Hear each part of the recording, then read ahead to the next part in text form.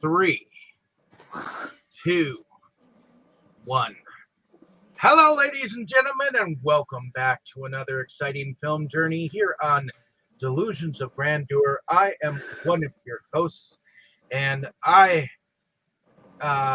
believe that we are going to be going on about a film that is brought to our attention by our good friend Boris.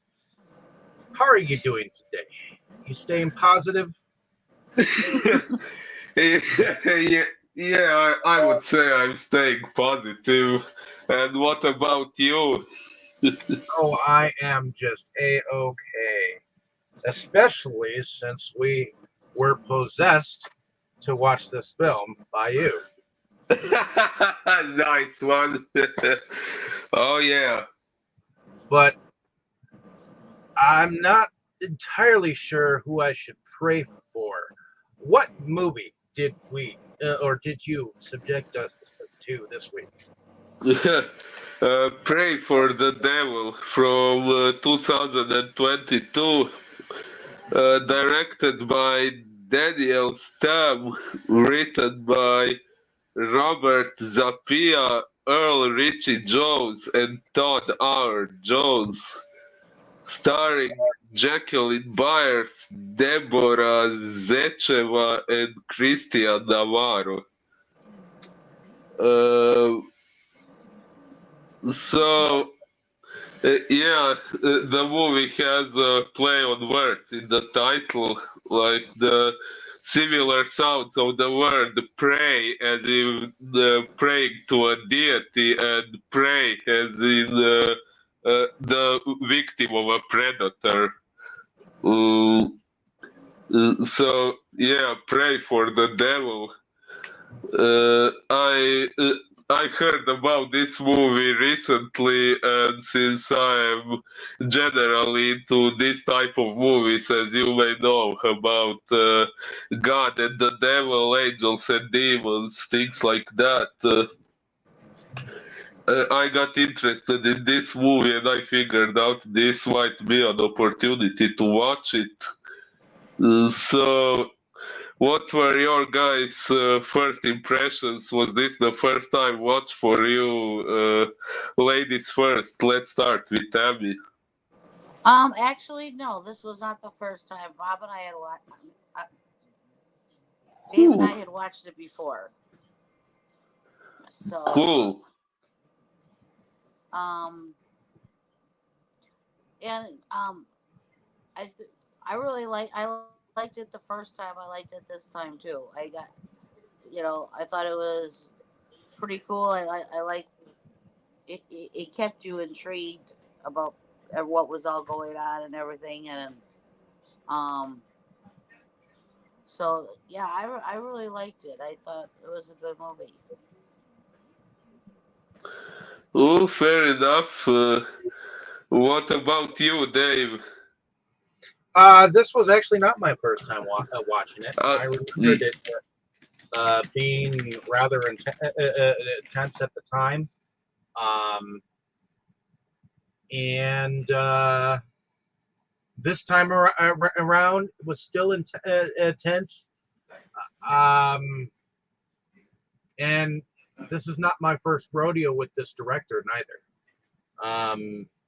He actually is not.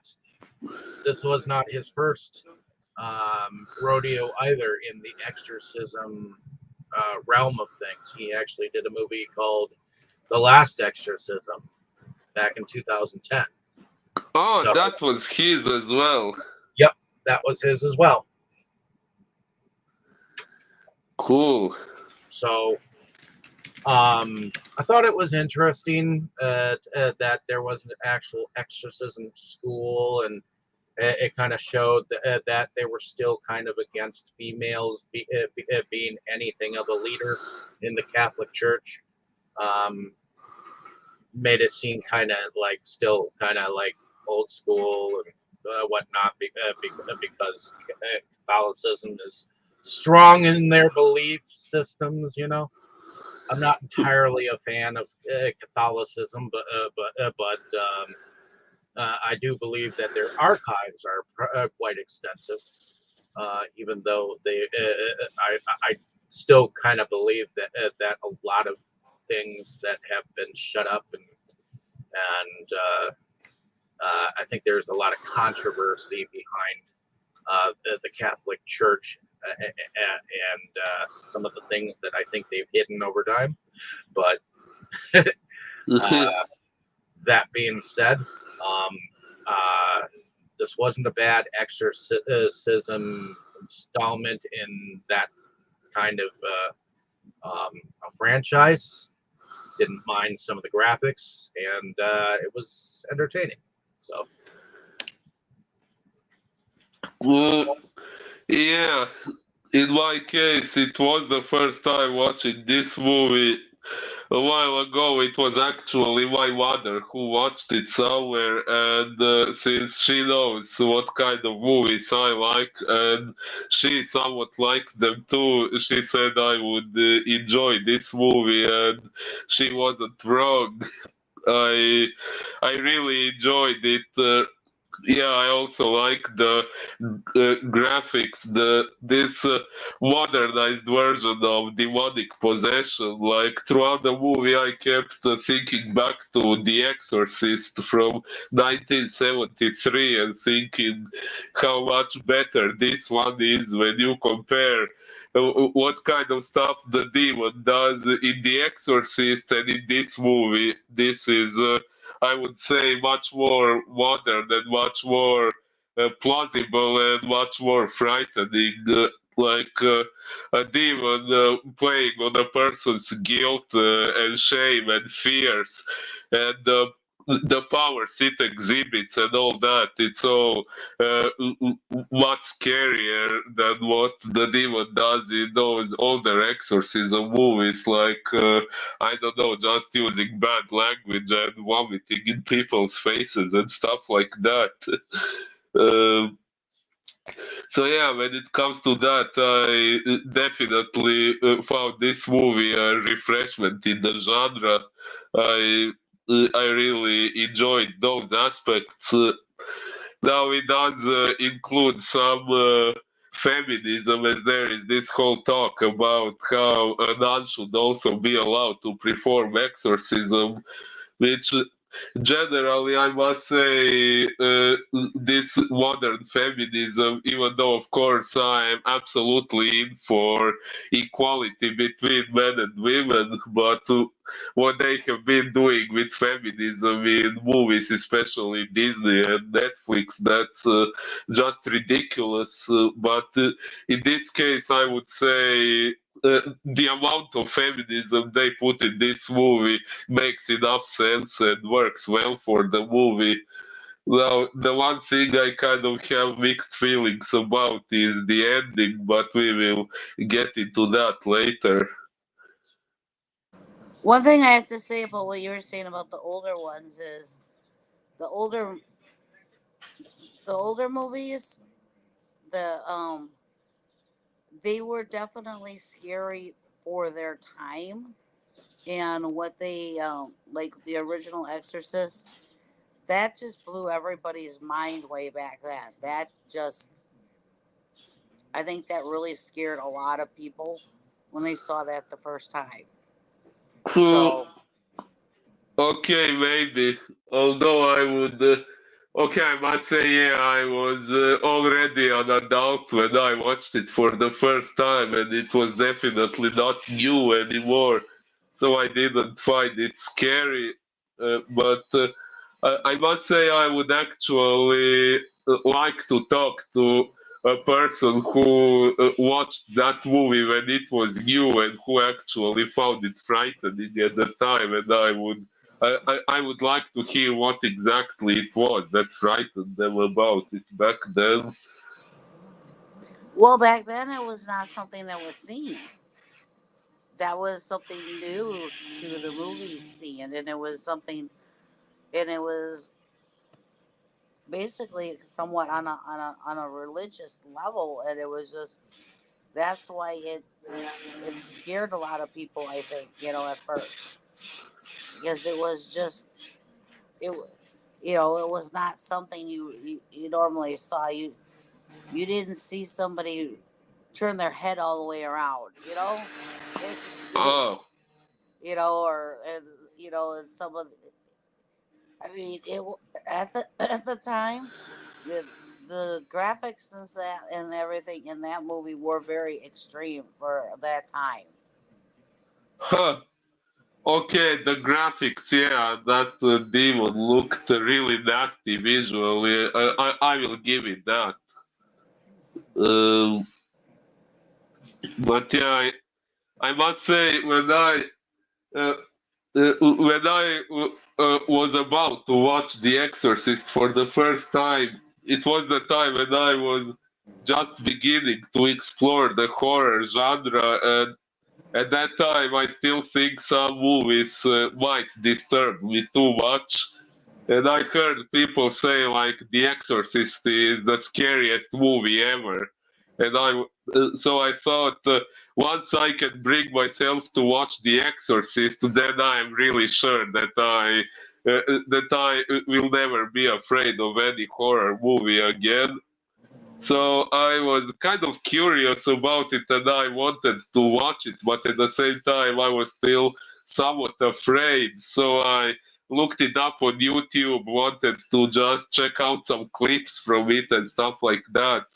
So I opened some YouTube clip and saw a scene of the demon swearing at people, vomiting in their faces, and things like that. And at first, I thought I was watching some spoof, some parody of the real movie. But then I found out that was actually the real movie. So yeah, then I figured out it wasn't really that scary. So I watched it, and yeah, I must admit it didn't really scare me. Uh, by the way, where did Dave disappear? I think he's having connectivity problems. Oh shit. One second. Uh, 1 second. okay.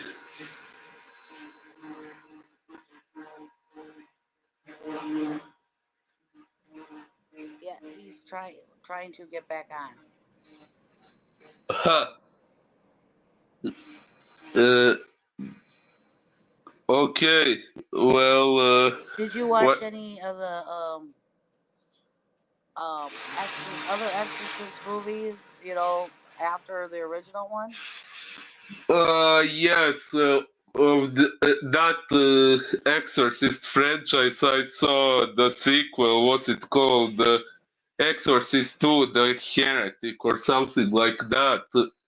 I must say I didn't find that one very impressive, and I was kind of thinking of dropping the franchise, but some people said that the other movies in the franchise are better than the second one, so I figured out I would eventually give them a try, but so far I haven't gotten to them.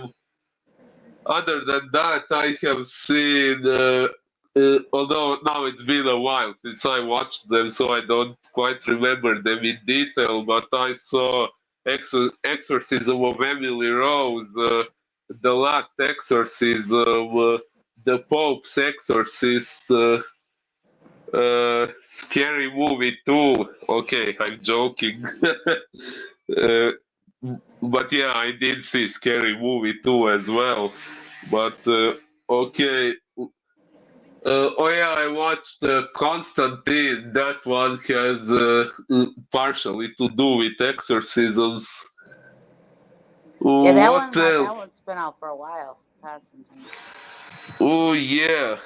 Oh, welcome back, Dave. Yeah, sorry about that. Technical difficulties. That's fine. I know how that goes. We were just talking about other exorcism movies, so you didn't while we were waiting. So Yeah, there's a lot of exorcism movies out there. Some of them are independent, some of them are crappy, and some of them are very, very good. So, Oh, true. No, I think I've seen some other ones too, but damn, can't remember the titles anymore. well, let's see. I know one called Exorcismo. That's an Italian one. Ooh. There are. I'm trying to think because I'm pretty sure that there was another one that was kind of cool. Exorcism movies. See if they come up with some of these. Oh, the Pope's Exorcist wasn't too bad. The Rite. That one was pretty good. There's another one that came out this year called The Exorcism that looks pretty good, which has Russell Crowe in it too. So I wonder if it's related to the Pope's Exorcist. Exorcism at 60,000 feet. My Best Friend's Exorcism.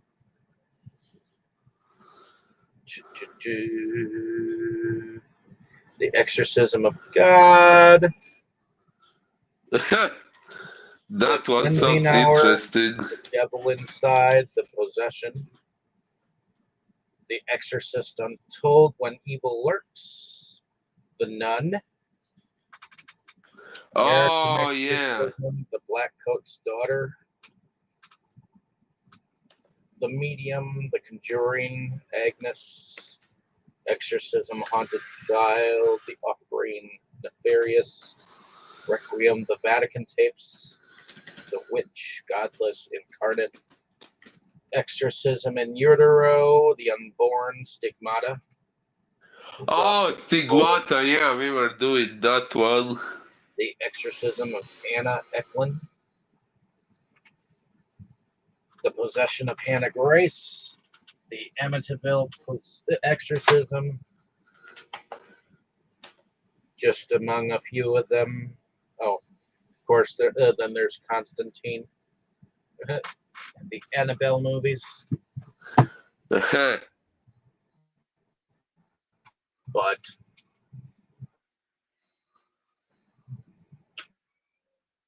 have we gone into how this began yet? What the plot of this movie?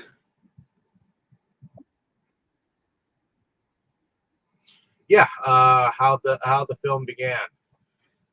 Oh, well, no, we haven't gotten to that. We were waiting for you to return. So, in the beginning, we find out that there is a global rise in demonic possessions. It's kind of a crisis. So, the Catholic Church has reopened exorcism schools to train priests in the rite of exorcism. Well, Uh, it begins with the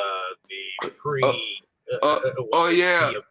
mom. Uh, oh yeah, at the very beginning we see the protagonist Annie as a child, and her mother being apparently abusive, which we later find out was actually her being possessed by a demon.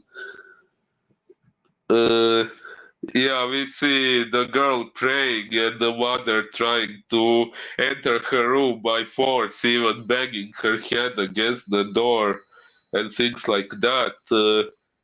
But yeah, then before we see how that moment ended, we get the opening credits, if I remember correctly. Well, it kind of goes into an interview process that I think Anna is going through with like one of her professors that she has, I think, or unless she is like a Catholic psychologist or something like that. But she appears to be a professor of hers that is within the school, and she's only allowed to be trained to do what nuns do, which is caring for the health of people. You know, they're like a nurse. Right. Yeah. But what do y'all think about Anna as a person?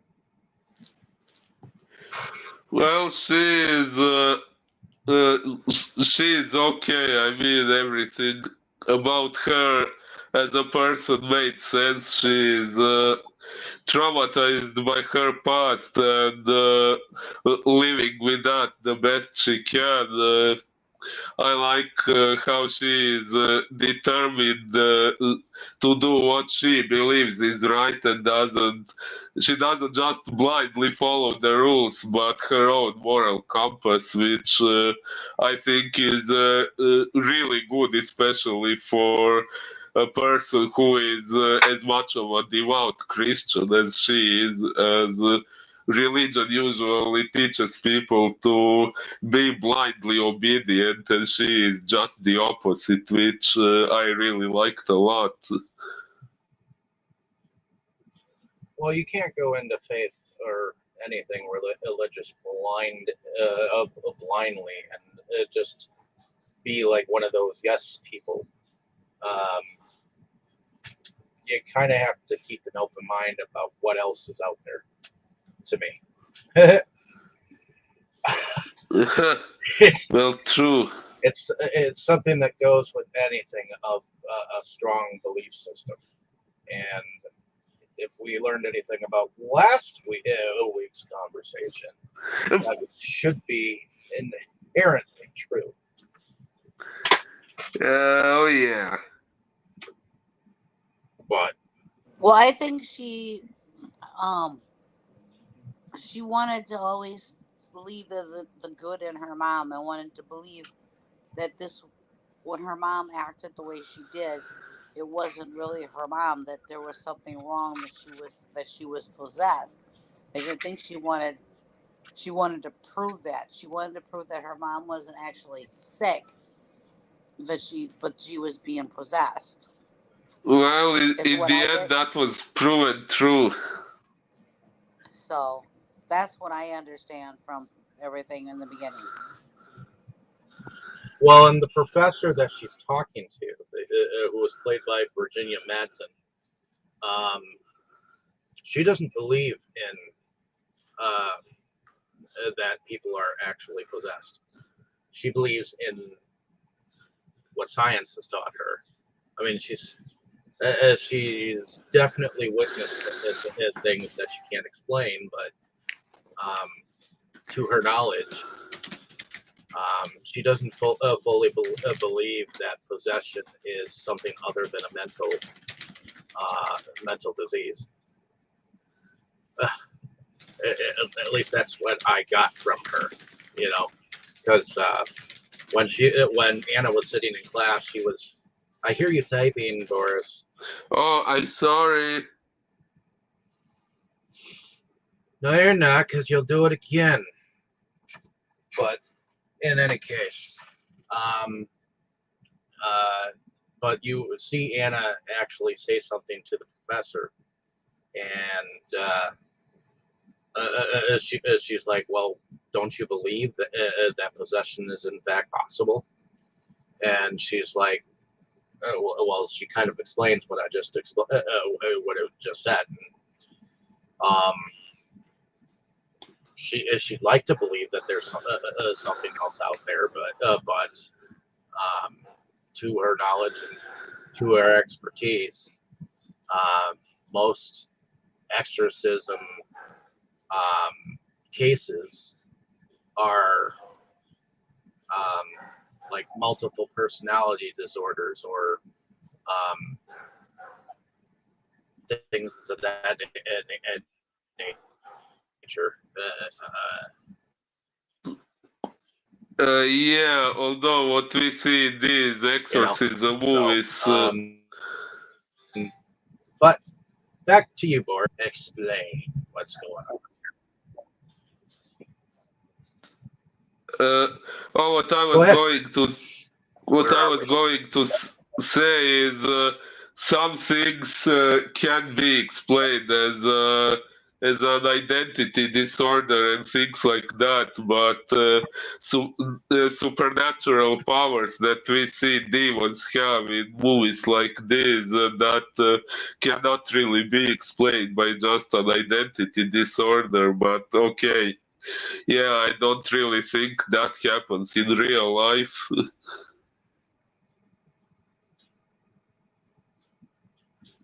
Okay, so whereabouts are we? We kind of sort of we're saying that she's part of the school or whatnot. What does Anne start doing at this school? Um, She starts. She gets to know this little girl. Oh no! Before the little girl, she gets to know other people who are possessed, and yeah, I think at first she encounters this old man who happens to be possessed by the same demon who was in her mother. The demon recognizes her, starts singing that song her mother was singing, and saying "Let me in" and stuff like that, giving recognizable signs of being the same entity. well, I know that she begins to attend an exorcism class, which is kind of against her calling. Um, she's supposed to only, because she is a woman, only learn nurse duties. And that is clearly seen by the protection of the one abbess that basically had a problem with her learning these things. And the other guy was like, and the other guy, he was like, she just wants to learn. I mean, there's nothing wrong with the fact that she wants to learn. And the abbess was kind of like, well, I'm just trying to protect her from you know it all. But what did you think about her actually going and finding this class and attending this class of exorcism? And what did you think about that professor? I thought he was an interesting character. Oh yeah, I thought it was rather brave of her to do that, and without even announcing it, without even asking if she was allowed to. Like she just showed up. I thought that was pretty cool. Now that professor at the very beginning, I thought he was a bit of an asshole because of his reaction to her being there, but then he's in the end he showed he wasn't really that bad. Uh, I yeah, he turned out okay in the end. Well, if he was that against her, he wouldn't have been kind of on the opposite thought process of the abbess, where she was trying to protect her from the rest of whatever it is that they do at that school, because that is a school of exorcism that she was at, even though she was being taught nursing classes. Obviously, that school was put there for other purposes. And according to that professor, he even stated, this isn't just this is not just a relationship with God. This is a relationship with the devil. You know.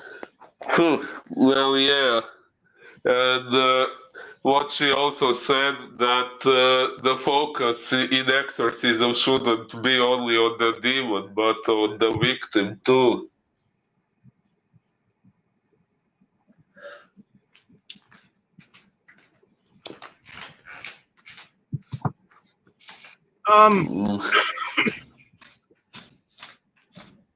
Yeah, I would say so. So bring us forward. Oh, okay. Let's see. I have to check up on Wikipedia. I'm sorry. I went downstairs.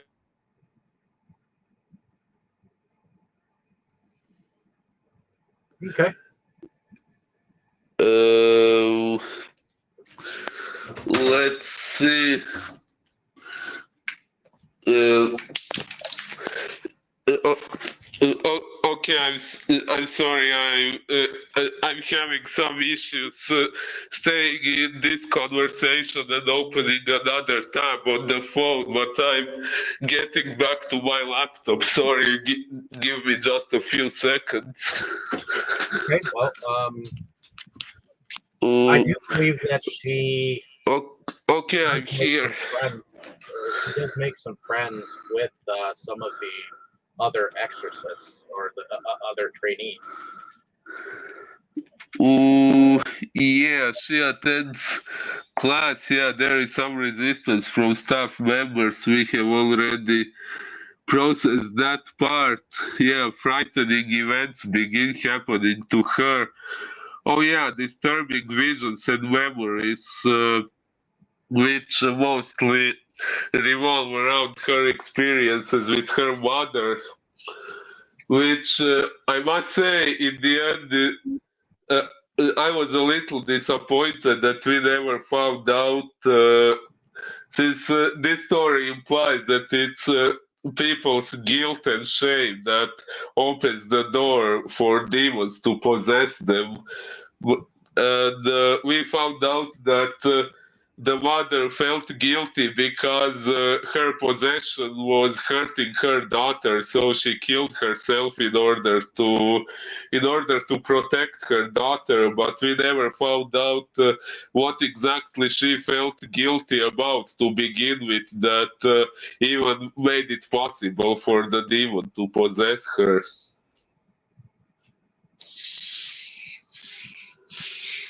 Okay. That that kind of left a question mark over my head. But yeah, maybe So, what do you that's. think about the little girl at first? Did you catch on like right away that she was in fact Anne's daughter? Well, not right away, but when it was said that Anne gave birth and gave the child for adoption, that was the moment when I predicted that Natalie would be her daughter. Yeah, but that was like a little bit later too in the film. So Yeah, we are getting a little ahead of ourselves, and it was me who started it. I'm Mhm. sorry. Well, one of the things that Anne seems to do is he seems to uh, definitely um, have a little bit of a research thing going on where she is looking into these supposed exorcisms that have happened that have gone terminal. Oh And yeah, at first, she comes up against okay, it's all behind this like archive thing that is like that regular uh, students cannot access. And go behind. It's kind of like forbidden to look at this stuff. Well, she ends up making friends with one of the priests, and he distracts the librarian, and she is able to go in and look at this research, and she finds out that a lot of these exorcism victims turn out that they either are have killed themselves of their own volition and out of their own shame, and only one of them has in fact gone free. And one of the, and she plops in the tape of that one that went free, and she basically talks about this voice, but so does the child. child talks about the voice as well. A One thing voice. too about these ones that you're talking about, these were all sent to the Vatican. All these people, and that's why she's doing this because they're supposed to send the little girl to the Vatican. That's why Correct. she's researching this. Oh yeah, and they also said if the possession is terminal, she would most likely die.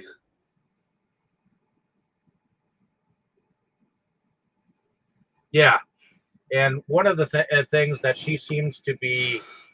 um, she seems to want to prevent is the fact that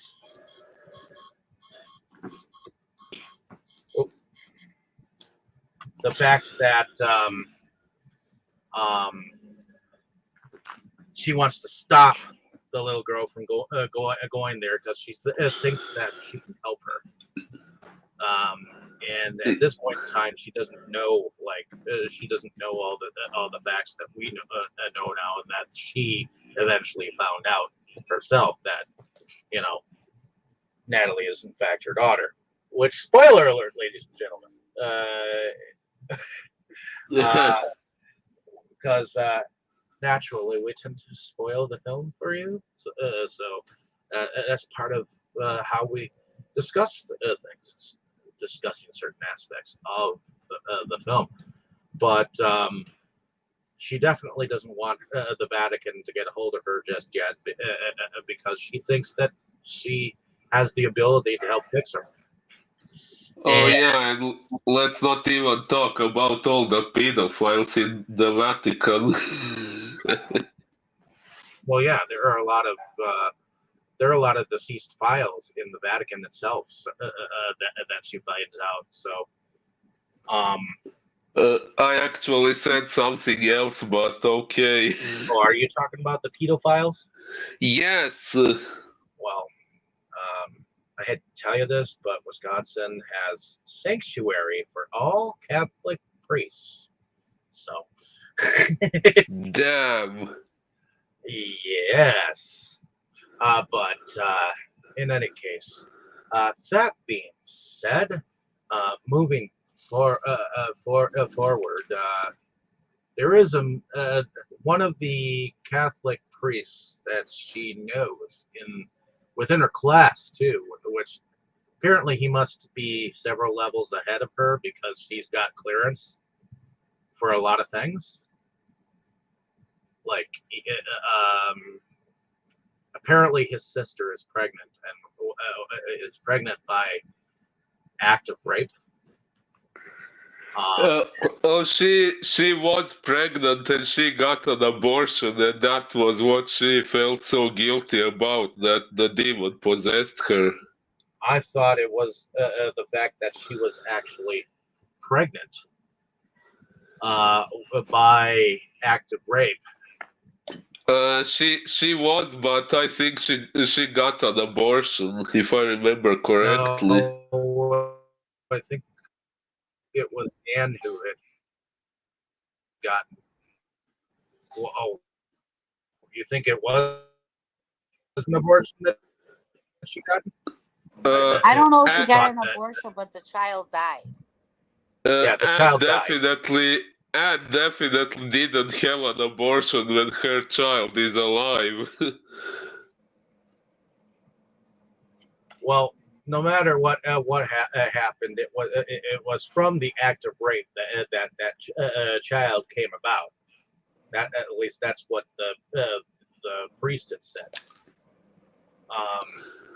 And so he thought that she was possessed, and the Catholic Church had denied them an exorcism, and he said that uh, it had gotten to a situation where he thought that it was almost too late, and that they didn't have a whole lot of time on this whole thing, and Anne agreed to come and help. Well,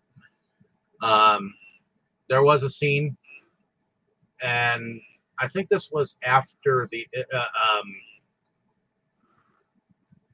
I'll talk about a scene after this. So they apparently have this exorcism. Um, they have something positive happen at the end of it, and then um, like a day or so later, I guess she actually killed herself. I guess. Yeah. But the effects of that parent exorcism, where you saw the hands of the child underneath. That's why I'm a little bit confused as whether the child died or not, because it was Uh, acting like there was a child inside. So uh, you think like she was pregnant, you know? well, Still pregnant. I think at one point before the possession, she was pregnant, but that thing with the stomach and the child during the possession, I think that was just the demon. How do I say it?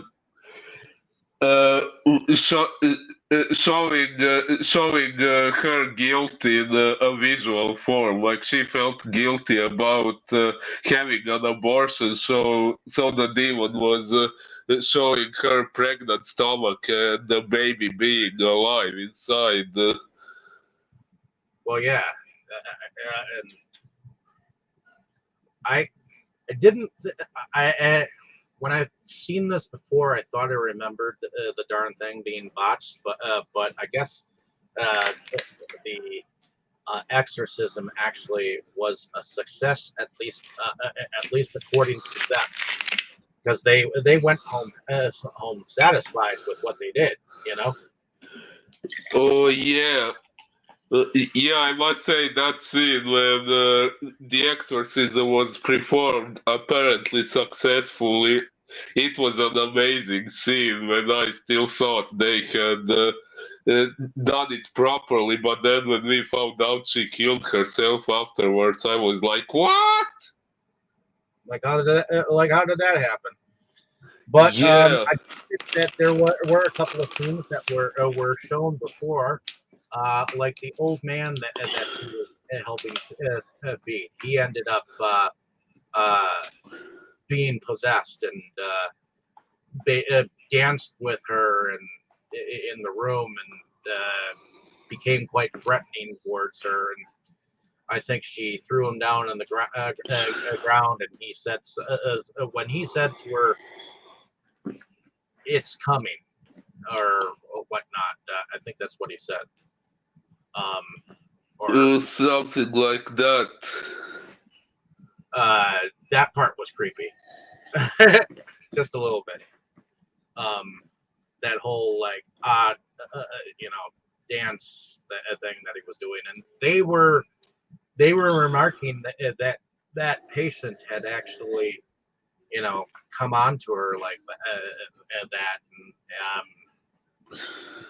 at least the head priest, Ben Cross, who Ben Cross is now dead as an actor. Oh. The guy who played the head arch dude in charge of the place. The older guy, looking white guy, that was Ben Cross. He played a version of Barnabas Collins in a Dark Shadows revival miniseries. What? Okay, wait. This movie is from 2022. So how was he in this movie if he died in 2020? Because it probably came out before pandemic, or had been finished before pandemic, and then was finally released in 2022. Huh? Maybe. A lot of film productions stopped production around that time, or were finished and weren't allowed to be released until like pandemic ended. So I think when Ben Cross actually died, he had actually finished his roles in here or whatnot, and so Huh. they got him. Um, because I'm pretty sure he died shortly after this performance. So, Who? but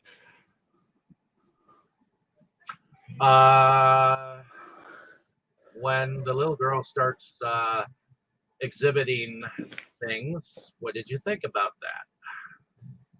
Oh, uh, when they were performing the first exorcism on her, Yeah, that was really amazing. Actually, that was what I was talking about at the beginning of this discussion. When we saw all the things the demon can do, the way it exhibits superpowers and does things a human body couldn't possibly do, that was really amazing, and that's kind of what I think would be plausible for a demon to do if one actually possessed a human body. That's what I was saying. That's a lot more realistic. Well, okay, maybe realistic is not the right word, since none of this is actually realistic. But if things like that existed in this universe, I think they would be much more like this than like what we saw in The Exorcist or some of those movies. oh yeah. When the two priests went inside that room, the one was like really fucking nervous for a white guy. uh, he was so damn afraid of saying what he said. And honestly, whenever I've seen an exorcism performed on a movie, oftentimes um, you have to not go into it.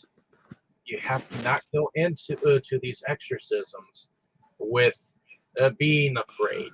You have to have faith, and you have to be able to have a calm demeanor about yourself, and you can't let the demon know you're afraid. You know, Yeah, things of that nature. you're. Do you think that these priests did it properly? I think if there was an exorcism nowadays, I think it would be a little bit of all of these movies, even dating back to the original Exorcist, of how the demon is portrayed. You know, I I think a little bit of all these movies would be incorporated into how this demon.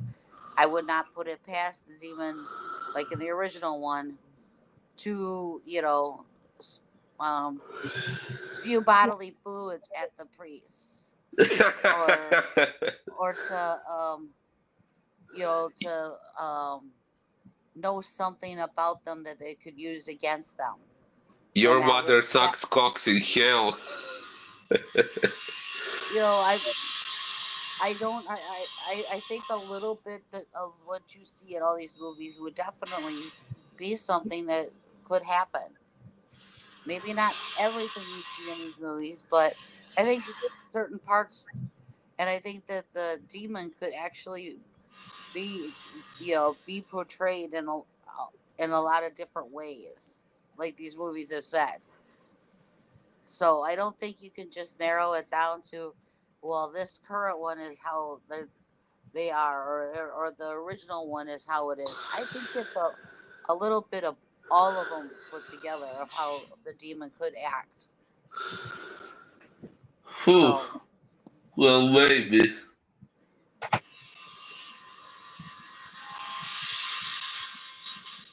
So, Maybe you're right. so remember, it's after a demon. You can't predict. You can't predict how they're gonna act. It's you know it's an entity. correct, and it already knows every single bit of your weakness before you even confront it. So of course, when you walk into a room with a demon, the first thing it's going to do is take out your jugular and basically, you know, uh, make you so darn afraid that it knows you inside and out. Right. I mean, if it knows you're deathly afraid of spiders, let's say, it'll make the room look like it's full of spiders because Yes. it knows that that's your weakness. You know, if it knows you don't like that foul language offends you, yes, it's gonna say nasty, derogatory, really gross things because it knows.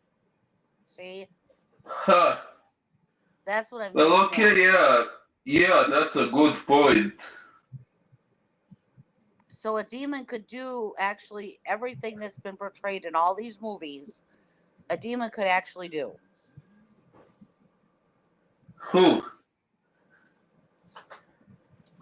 Well, yeah, okay. In the original Exorcist, yeah, when the demon was, I don't know, insulting Jesus and things like that, and saying that stuff to a priest, yeah, it makes sense since that kind of vocabulary is something a priest is expected to get upset about.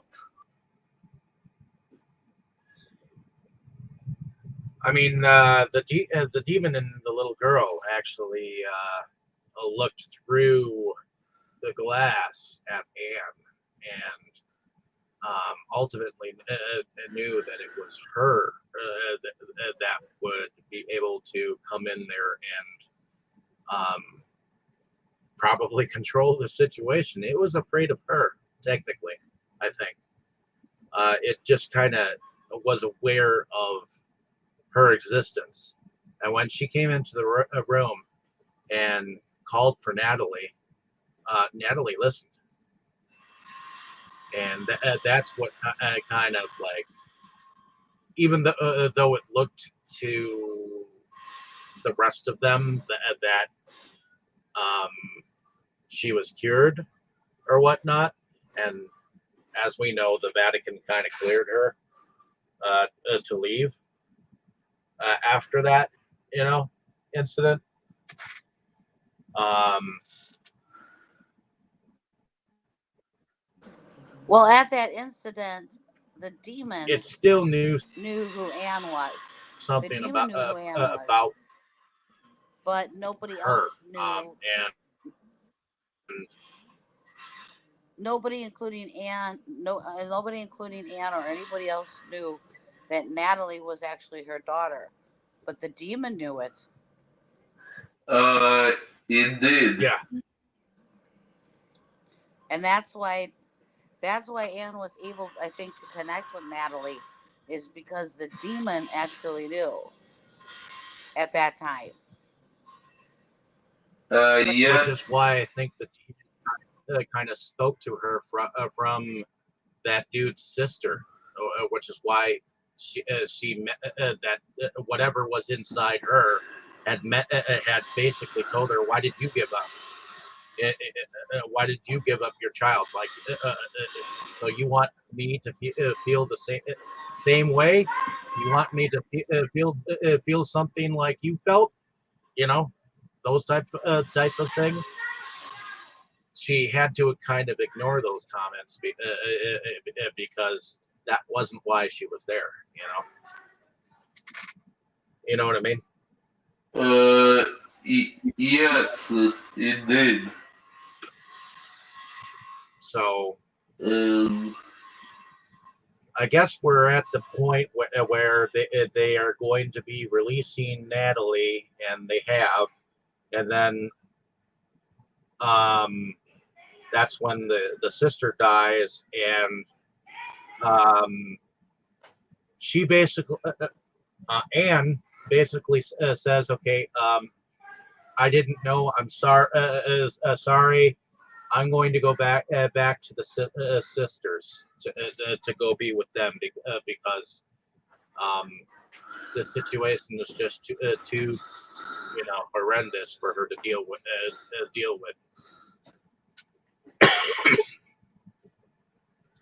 She ooh, basically backed down and kind of hid amongst being a nun, you know. Um, and that one professor lady that she was talking to all the way from the beginning, she came and brought her a book and told her she's on a path of her own and she should continue forward. Yeah, and implied she should read something aside from the Bible. Correct. So she actually runs into the priest, which she had helped earlier or tried to, and he basically tells her, "Hey, Natalie's had a relapse, and they basically locked her up in the basement, and we don't have much time on this, but I need your help again." And but it's by this time that she actually and the thing that he basically tells her this time, I have an invitation from her to you. At first she's like no, but then she sees what he brings, and it evidently is a rosary that she had wrapped around her child that she had given away. And it wasn't that she was young. She was 15 at the time. And at the age of 15, when you're, and it sounded like she had been passed around to different foster care people. 15, and you don't really have like a job or anything to look forward to. I'm sure at the time she was told when she had her child that she's got to look for her future. If she can't like take care of her at that given point in time, you need to find a place for her, you know. And unfortunately, that's a lot of situations for a lot of people, you know, that they end up having to give up their child to let them have a better life that they can't provide them for, you know. Indeed. But the demon was trying to use some of that against her. The whole giving her up or whatnot. And when she said that she was only 15, that she was just a child, the demons basically was trying to tell her, "You think that's an excuse?" You know, that's basically what the demon was trying to tell her. You think that you know, excuses you from it all. Well, not only that, but the demon was implying that that wasn't the only reason why she did it, that the bigger reason was that she was afraid of being responsible for another life because her mother had killed herself for her.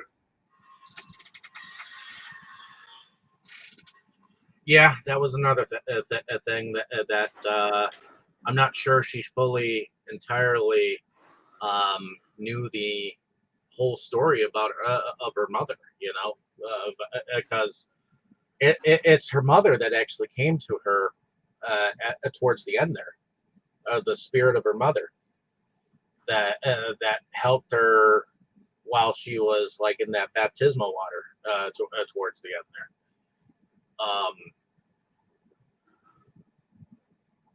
So basically, she did go to Natalie. I think what she did is she took and invited the spirit, the demon in. But then she forgave herself while the demon was actually inside of her, which gave the demon no power at all, which is why it was able to leave from her.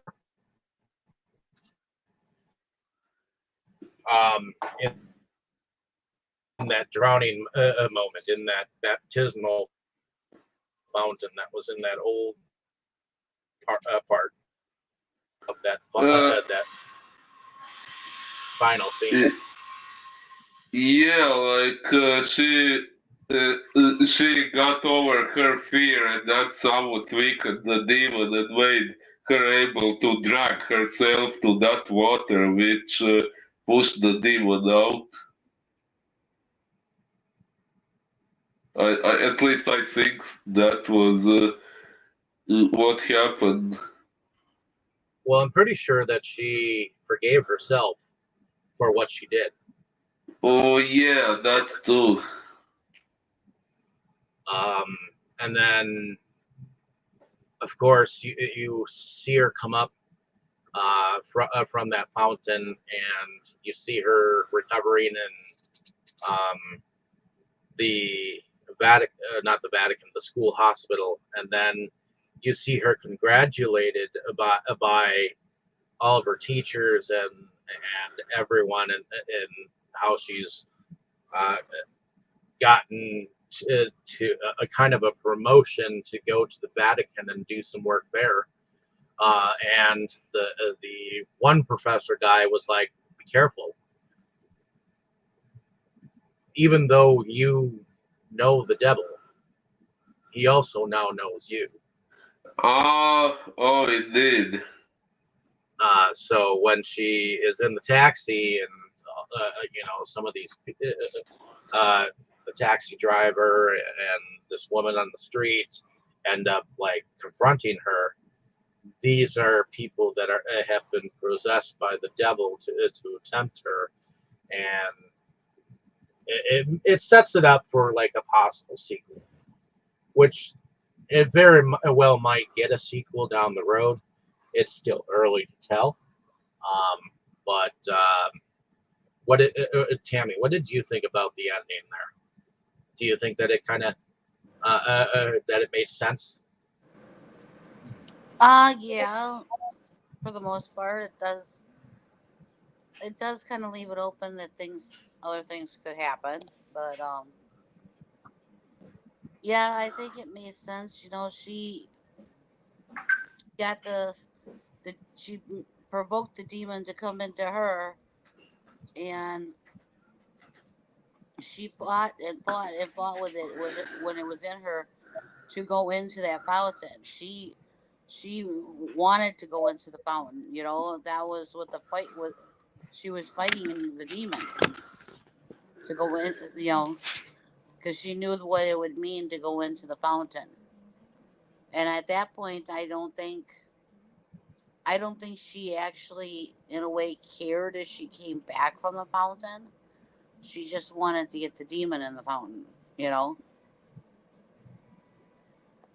so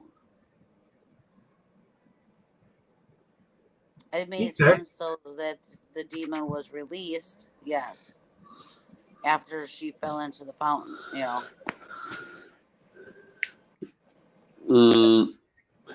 Uh, yes, that makes sense. But at least I personally was a little disappointed that Natalie didn't end up finding out that Anne was her real mother. No, it was kind of assumed because she recognized the rosary that was given to the priest to tell her that she was invited down there, and she tried to tell her to let the rest of them go, but evidently the demon wasn't listening.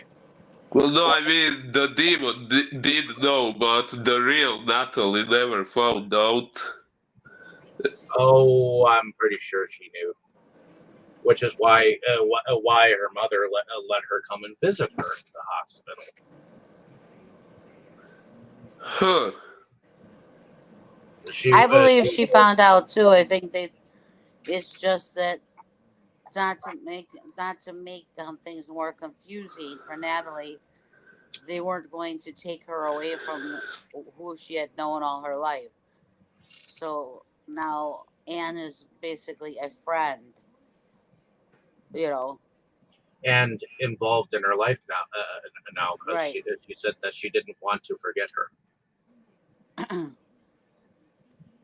and she gave her that picture that she had evidently asked about, and said that it looked like a dog. It looked like a dog, and she said it was a train. Uh, yeah.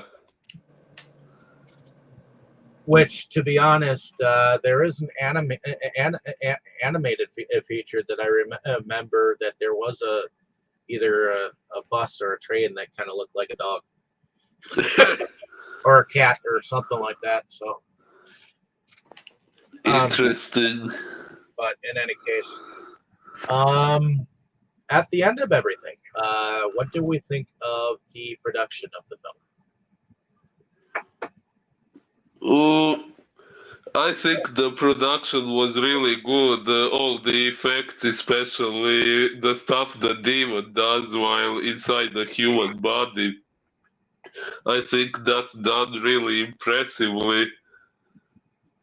Uh, and okay, other than that, as far as I remember, there weren't any moments that required any special effects, but these moments were really well done, I think. So yeah, I liked the production a lot. Okay. What about you, Tammy? I thought production was done pretty well. You know, yeah, there wasn't anything totally extravagant as far as effects. There were some It was points and stuff. a relatively straightforward film too, so it was There were put moments together well. like when the two priests entered the room, and and she was crawling up the wall, and then she was, um, you know, certain aspects of how she looked and everything. The little girl, like Natalie looked and everything. Those were really neat how they did all that and everything. But it was not, I don't think there was anything totally extravagant. It was just, but there was good. It was good effects without having to go overboard. I think is what you might want to say. Yeah, I'll have to agree Huh. with that. I'll have to agree with that. I thought the production was pretty solid as far as everything it goes. The degradation of skin and detail to when a victim was possessed, I think some of that was relatively believable.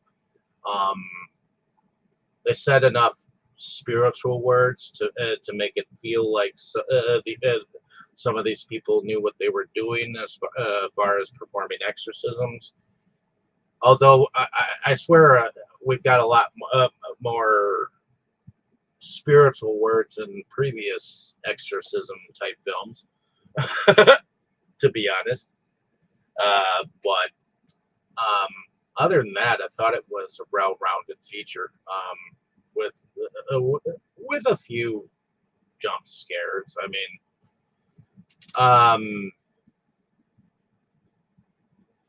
definitely some interesting developments there. As far as music goes, what do you see in the music category? Who did the music for us?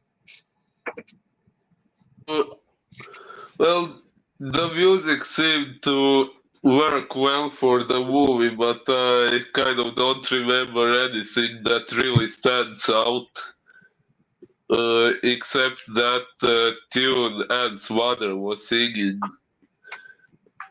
I'm wondering if that's any actual song or just a melody made up for the movie. I will try to find it on IMDb. Not sure. Let's see. Oh, looking up Pray for the Mm. Devil to see if I can find who did the music.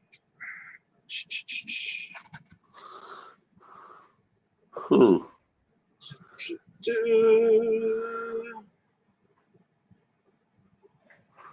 All right. Mm. The music was done by Nathan Barr, and he has composed behind Cabin Fever. He's was the composer behind some of the music of True Blood. He did the music to the Flatliners remake. Um, he did the composing music to the American version of the movie Shutter. Oh wow, that one, nice. Yep. So he's done a few things. Uh, So spe- Speaking of which, we never covered the American Shutter here, right? no, we have not.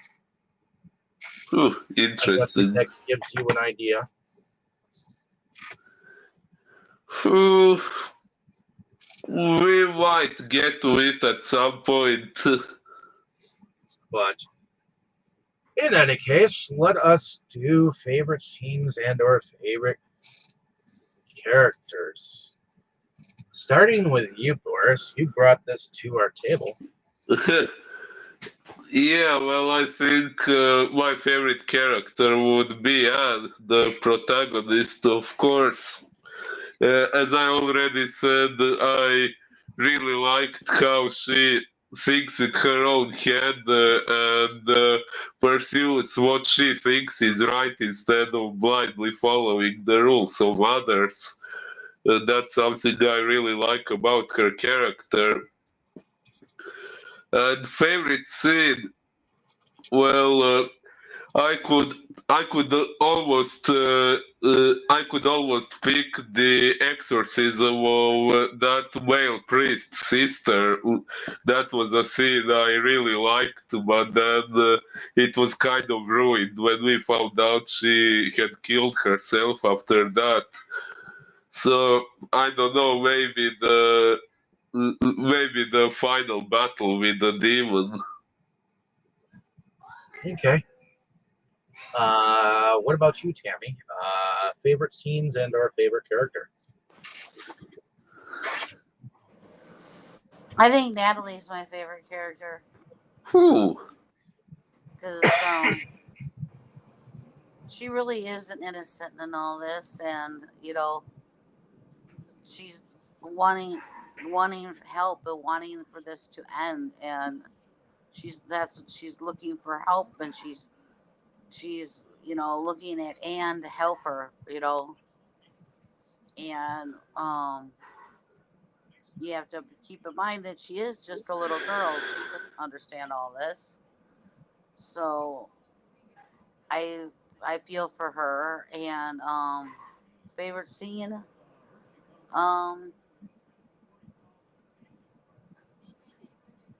I guess that room scene when she is crawling up the wall and everything, and excuse me, she can, like, with her hands not even touching the priest, she can push him back and everything, and the way the way her whole look and everything changed in that scene.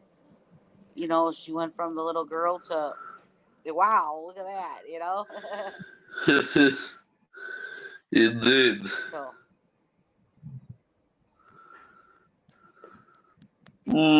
Nice choice. Oh yeah. Um, I think I like Natalie as a character myself too. As Tammy said, she is an innocent, and my favorite scene um, is probably when that big ass hand just comes out of her mouth. Um, that's creepy, and I think the scene with the old man. When he just the way he acts all creepy and he kind of like dances with her around the room Oh and yeah. that scene to me is a little bit creepy. And then when she throws the man to the ground and he looks like all like scared, like what the fuck just happened, um, but yeah, those are my two favorite scenes. The final battle, I don't know. Not sure, but I feel like the battle inside her mind could have been presented a little bit better in my mind. But that's just me. I like the movie just fine. I have found other exorcism films to be better than this, but it wasn't a bad jaunt into the exorcism genre, you know. So, Oh yeah. But other than that, did anyone else have anything else to add? No, not at this Mm. time. I don't think so either. Alrighty. I do believe that Tammy's turn is next. Hopefully, you have enjoyed our discussion on this particular feature. Um, and let us know down in the comments what you thought of the movie, what you thought of our discussion. Have you chosen your choice for next week, Tammy? I guess we're gonna finish out the pirates. You're going to finish up the Pirates? Yep. So Okay. Pirates of the Caribbean 5. Yep. Yep. Okay. That would. I believe that. What is the movie called? Pirates of the Caribbean: Dead Men Tell No Tales. Yeah. Yeah. So, looking forward to discussing that, especially since I absolutely did not like that movie as much. Uh-huh. But I guess we'll see what the rest of you think. So, thank you for listening. Have a great day, evening, and morning wherever you are. We look forward to you following us along on our film journeys every single week. So, catch you. Indeed. Goodbye. Goodbye.